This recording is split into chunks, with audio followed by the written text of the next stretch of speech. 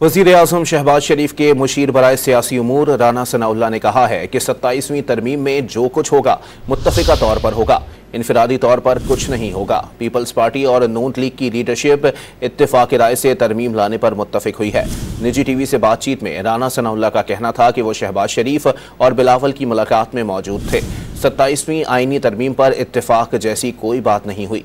Meeting में फिलहाल 26वीं आईनी तरमीम पर तवज्जो देने और खुर्शीद शाह की सदारत में कमेटी काम जारी रखने पर इत्तेफाक हुआ। राना सनाउल्लाह ने 26वीं आईनी तरमीम को परफेक्ट करार दिया। वज़ीर आज़म के मुशीर के मुताबिक तरमीम का ज़्यादातर हिस्सा अदलिया से मुताल्लिक है। निजी टीवी से बातचीत में राना सनाउल्लाह का कहना था कि वो शहबाज शरीफ और बिलावल की मुलाकात में मौजूद थे। 27वीं आईनी तरमीम पर इत्तेफाक जैसी कोई बात नहीं हुई। मीटिंग में फिलहाल 26वीं आईनी तरमीम पर तवज्जो देने और खुर्शीद शाह की सदारत में कमेटी काम जारी रखने पर इत्तेफाक हुआ। राना सनाउल्लाह ने 26वीं आईनी तरमीम को परफेक्ट करार दिया। वज़ीर आज़म के मुशीर के मुताबिक तरमीम का ज़्यादातर हिस्सा अदलिया से मुताल्लिक है।